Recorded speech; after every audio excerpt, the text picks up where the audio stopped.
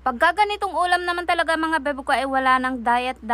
O diba? Makakailang sandok ka na naman ng kanin pag ganito nga ang inyong inulam. Kaya naman for today's video mga bebo ko, kung wala pa nga kayong ulam idea, heto, pwede nyo nga gayahin sa inyong mga bahay-bahay. Gamit nga tayo dyan mga bebo ko nitong ating pork liempo. Hiniwa ko na nga po pala dyan mga bebo ko ng saktuhan lang sa isang sandok. Kaya naman pagkatapos ko ang hiwain, eto titimplahan na nga natin nitong ating oyster sauce. Lalagay na nga rin po pala tayo dyan ng paminta. Kung mahilig nga kayo sa paminta mga bebo ko ay pwede nyo ang dagdagan. Maglalagay nga rin po pala tayo dyan nitong ating soy sauce. Kung gusto nyo nga maglagay ng MSG mga bebo ko ay pwede nga kayong maglagay. At ang huli na nga nating ilalagay itong ang ating kalamansi. Hindi naman kompleto itong ating bistek Tagalog mga bebo ko pag hindi nga natin lalagyan ng kalamansi. O ayan na, halo-haluin na nga natin ito mga bebo ko gamit nga itong aking kamay, pero for sure na malinis yan. Ayan nga, at nung nahalo-halo na nga mabuti ay tatabi na nga po muna natin ito at maghahanda naman po tayo ng iba pa nating kakailanganin. Kailangan nga natin dito mga bebo ko ng puting sibuyas, o di kaya naman kahit yung pula basta ganito kalalaki. Ayan, at hihiwain na nga po natin ng papaganyan. Yun nga lang mga bebo ko, talagang masakit nga sa mata pag naghihiwa ka talaga ng sibuyas. Pag hiwalayin nga lang po natin ito katulad nga ng ginagawa ko sa video. Ayan, at nakapag-prepare na nga po pala ako dyan sa mga oras na yan ng ating kakailanganin. Kaya naman ang susunod na nga natin gagawin dyan mga bebo ko ay prepare na nga natin itong kawaling ating gagamitin. Diyan nga ay magpapainit nga po pala tayo ng konting mantika. At pagkatapos nga nang una nga nating lulutuin dyan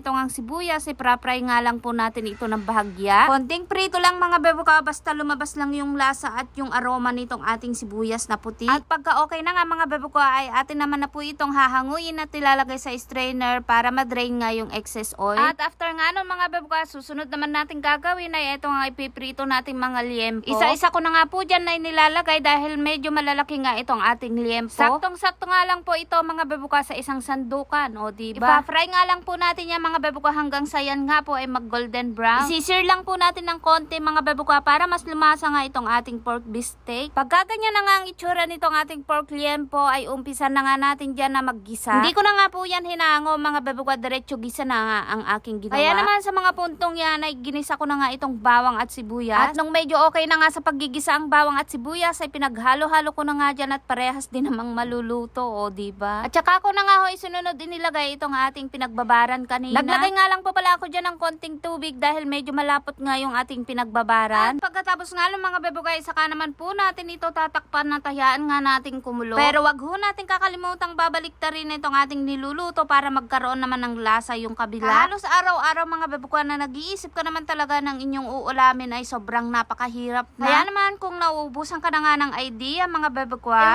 welcome nga po kayong manood dito sa aking page. Wag nga lang hong kakalimutang mag-like, comment at share nyo na rin po itong aking mga video. Mga oras na yung mga bebo ko ay malambot na nga itong ating pork liempo. Kaya naman ang sumunod ko na ang ginawa dyan ay nilagay ko na nga itong ating puting sibuyas. Sibuyas pa lang mga bebo ko ay talagang ulam na. Pakukulan nga lang po natin yan ng 2 minuto. Pre, pagkaraan nga ng 2 minuto ay luto na nga itong ating pork beefsteak. Kaya naman huwag kakalimutang mag-like, share at papalo na rin. So hanggang dito na nga lang itong aking videos mga bebo ko, hanggang sa muli. God bless. Bye.